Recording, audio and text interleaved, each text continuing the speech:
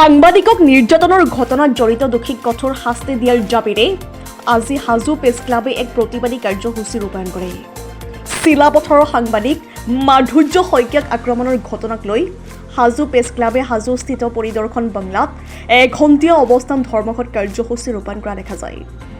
এই ঘটনাৰ লগত জড়িত দোষীক অতি শীঘ্ৰে গ্ৰেপ্তাৰ কৰি কঠোৰ শাস্তি দিয়াৰ দাবী জনায় হাজো প্ৰেছ ক্লাবে। হাজো শুৱালকুছিৰ পৰা আদিল আহমেদৰ ৰিপৰ্ট, ডিজিটেল আছাম লাইভ।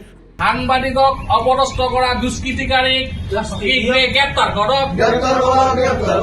সাংবাদিকক অপদস্থ কৰা দুষ্কৃতিকাৰীক শীঘ্ৰে গ্ৰেপ্তাৰ কৰক। সাংবাদিক নিগ্ৰহ বন্ধ কৰক। আমাৰ দাবী আমাৰ দাবী।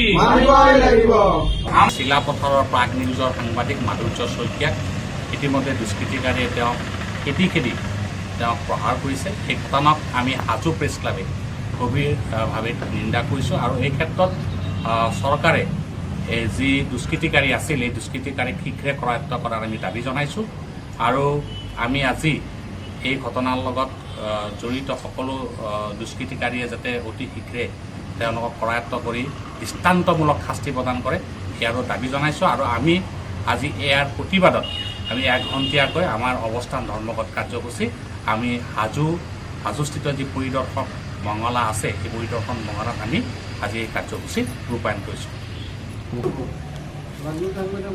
প্ৰাগ নিউজৰ চিলাপথাৰৰ সাংবাদিক মাধুৰ্য শইকীয়াক আজি দলবদ্ধভাৱে প্ৰহাৰ কৰা হ'ল। এই ঘটনাক আমি হাজো প্ৰেছ ক্লাবে তীব্ৰ গৰিহণা দিছোঁ। কেৱল এই মাধুৰ্য শইকীয়াই নহয়, বিগত সময়ত আমি দেখিবলৈ পাইছোঁ যে সাংবাদিকসকলৰ ওপৰত এনেধৰণৰ অত্যাচাৰ প্ৰায়ে চলি আছে, কিন্তু এই ক্ষেত্ৰত সকলোৱে যেন প্ৰায় সময়তে নিমাত থকাও আমি দেখা পাওঁ। কিন্তু এই সাংবাদিকক যে আক্ৰমণ কৰিছে তাত আমি সাংবাদিকসকলেহে গৰিহণা দিছোঁ, সাংবাদিকসকলেহে আমি প্ৰতিবাদ হাতত লৈছোঁ। কিন্তু এই সাংবাদিকসকলে যে আপোনালোকৰে মাত মাতে, সৰ্বসাধাৰণ ৰাইজৰে মাত মাতে, আপোনালোকক আমি অনুৰোধ জনাইছোঁ যে আপোনালোকেও কেতিয়াবা আমাৰো এনেকুৱা দিনত ওলাই আহক, আমাৰো এষাৰি আপোনালোকে মাত মাতক। সাংবাদিকক আপোনালোকেও সুৰক্ষা দিয়ক, কাৰণ আপোনালোকৰ সমস্যাসমূহ ৰাইজৰ আগত বা চৰকাৰৰ আগত আমিয়ে উপস্থাপন কৰিছোঁ। আপোনালোকৰ অঞ্চলৰ বা বাতৰিসমূহ আমি উপস্থাপন কৰিছোঁ আৰু এনেকুৱা ধৰণৰ বাতৰি সংগ্ৰহ কৰিবলৈ যাওঁতে চিলাপথাৰৰ মাধুৰ্য শইকীয়াক যেনেদৰে আক্ৰমণ কৰিলে, দলবদ্ধ আক্ৰমণ কৰিলে, এই ঘটনাক আমি কঠোৰ ভাষাৰে নিন্দা কৰিছোঁ। আমি অসমৰ মুখ্যমন্ত্ৰী তথা ৰাজ্যৰ আৰক্ষী প্ৰশাসনলৈ অনুৰোধ কৰিম, যি দলে মাধুৰ্য শইকীয়া নামৰ সাংবাদিকগৰাকীক আক্ৰমণ কৰিলে সেই আটাইকেইগৰাকীৰে চিনাক্ত কৰি কঠোৰ শাস্তি দিবলৈ আমি হাজো প্ৰেছ ক্লাবৰ তৰফৰ পৰা দাবী জনাইছোঁ। প্ৰাগ নিউজৰ সাংবাদিক মাধুৰ্য শইকীয়া আৰু কিছুদিন পূৰ্বে ND24ৰ সাংবাদিক ঢেকীয়াজুলিৰ সাংবাদিকগৰাকীকো আচলতে দুৰ্বৃত্ত আক্ৰমণ কৰিছিল। নিশ্চিতভাৱে এয়া গৰিহণাযোগ্য, কিয়নো ক্ষেত্ৰত আৰক্ষী প্ৰশাসনে কঠোৰৰ পৰা কঠোৰতম শাস্তি বিহক।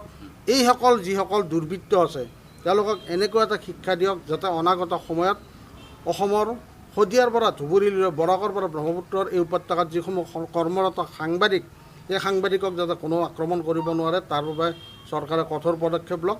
আৰু আমি প্ৰাগ নিউজৰ যিগৰাকী জ্যেষ্ঠ সাংবাদিকক আক্ৰমণ কৰিছে তেওঁৰ আমি পৰিয়ালৰ লগত আছোঁ, তেওঁৰ লগত আছোঁ। ND24ৰ যিগৰাকী সাংবাদিকক আক্ৰমণ কৰিছে আমি তেওঁৰ লগত আছোঁ। লগতে যিটো সময়ত বিভিন্ন সময়ত আমাৰ সাংবাদিকসকল অপদস্থ হৈছে, এইসকল অপদস্থ সাংবাদিকৰ পক্ষত আমি সদায় আছোঁ, সদায় থাকিম। হাজো প্ৰেছ ক্লাবে ইয়াৰ বিৰুদ্ধে আমি মাত মাতিম।